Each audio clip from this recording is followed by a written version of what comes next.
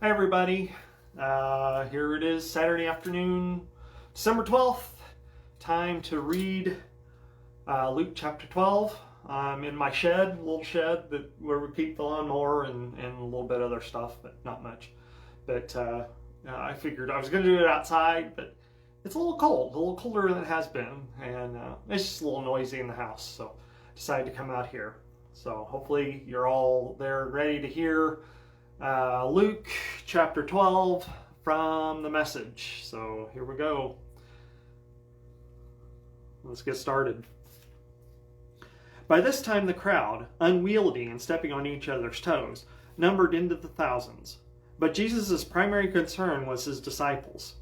He said to them, "Watch yourselves carefully so you don't get contaminated by with Pharisee yeast, Pharisee phoniness. You can't keep your true self hidden forever. Before long, you'll be exposed. You can't hide behind a religious mask forever. Sooner or later, the mask will slip and your true face will be known. You can't whisper one thing in private and preach another in public. The day's coming when those whispers will be repeated all over town. I speak to you as dear friends. Don't be bluffed into silence or insincerity by the threats of religious bullies. True, they can kill you, but then what can they do? There's nothing they can do to your soul, your core being. Save your fear for God, who holds your entire life, body and soul, in his hands. What's the price of 2 or 3 pet canaries? Some loose change, right? But God never overlooks a single one, and he pays even greater attention to you down to the last detail, even numbering the hairs on your head. So don't be intimidated by all this bully talk. You're worth more than 1,000, or rather 1,000,000 canaries. Stand up for me among the people you meet, and the Son of Man will stand up for you before God's angels. But if you pretend you don't know me, do you think I'll defend you before God's angels? If you badmouth the Son of Man out of misunderstanding or ignorance, that can be overlooked. But if you're knowingly attacking God himself, taking aim at the Holy Spirit, that won't be overlooked.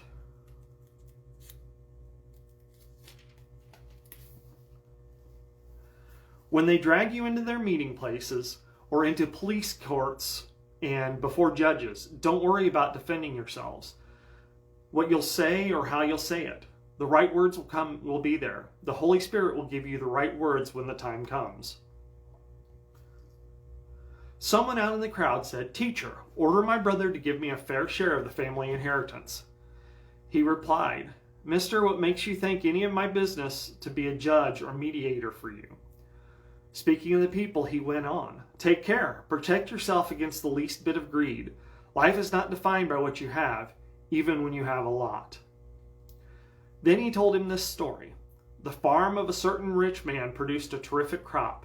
He talked to himself. "What can I do? My barn isn't big enough for this harvest."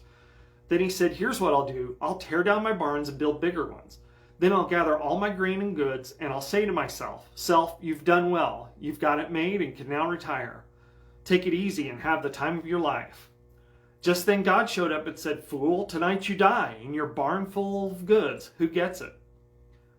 That's what happens when you fill your barn with self and not with God." He continued the subject with his disciples. Don't fuss about what's on the table at mealtimes or if the clothes in your closet are in fashion. There's far more to your inner life than the food you put in your stomach, more to your outer appearance than the clothes you hang on your body. Look at the ravens, free and unfettered, not tied down by a job description, carefree in the care of God, and you count far more. Has anyone, by fussing before the mirror, ever gotten taller by so much as an inch? If fussing can't even do that, why fuss at all? Walk into the fields and look at the wildflowers. They don't fuss with their appearance. But have you ever seen color and design quite like it? The 10 best dressed men and women in the country look shabby alongside them. If God gives such attention to the wildflowers, most of them never even seen, don't you think he'll attend to you, take pride in you, do his best for you? What I'm trying to do here is to get you to relax, not be so preoccupied with getting, so you can respond to God's giving. People who don't know God and the way he works fuss over these things, but you know both God and how he works. Steep yourself in God reality, God initiative, and God provisions. You'll find all of your everyday human concerns will be met. Don't be afraid of missing out. You're my dearest friends. The Father wants to give you the very kingdom itself. Be generous. Give to the poor. Get yourselves a bank that can't go bankrupt. A bank in heaven, far from bank robbers, safe from embezzlers, a bank you can bank on. It's obvious, isn't it? The place where your treasure is the place you will most want to be and end up being. Keep your shirts on. Keep the lights on. Be like house servants waiting for their master to come back from his honeymoon, awake and ready to open the door. Awake and ready to open the door when he arrives and knocks. Lucky are the servants whom the master finds on watch. He'll put on an apron, set them at the table, and serve them a meal, sharing his wedding feast with them. It doesn't matter what time of the night he arrives, they're awake and so blessed. You know that if the house owner had known what night the burglar was coming, he wouldn't have stayed out late and left the place unlocked. So don't you be slovenly and careless. Just when you don't expect him, the Son of Man will show up. Peter said, Master, are you telling the story just for us, or is it for everybody? The Master said, Let me ask you, who is the dependable manager, full of common sense that the Master puts in charge of his staff to feed them well and on time? He is a blessed man, and when the Master shows up, he's doing his job. But if he says to himself, the Master is certainly taking his time, begins maltreating the servants and maids, throws parties for his friends, and gets drunk, the Master will walk in when he least expects it, give him the thrashing of his life, and put him back in the kitchen peeling potatoes. The servant who knows what his master wants and ignores it, or insolently does whatever he pleases, will be thoroughly thrashed. But if he does a poor job through ignorance, he'll get off with a slap on the hand. Great gifts mean great responsibilities.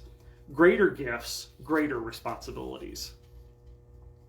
I've come to start a fire on this earth. How I wish it were blazing right now.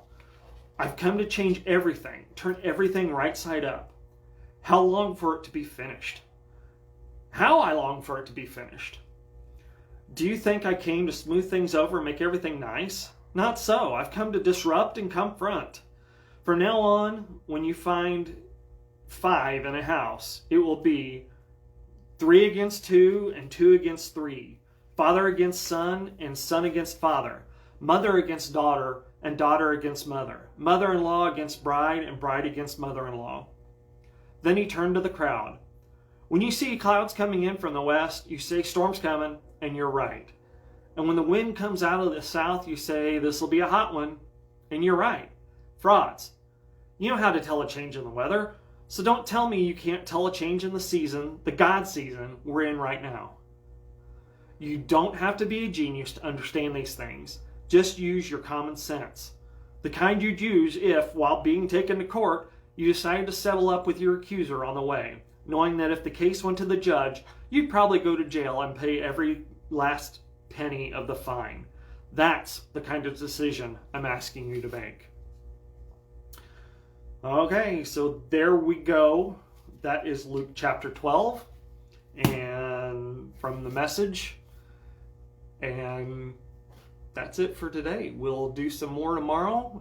Tomorrow I'll be around 2:30 or so, a little earlier in the day, just like my Sundays usually are. And have a good evening. We'll talk to you later. Bye.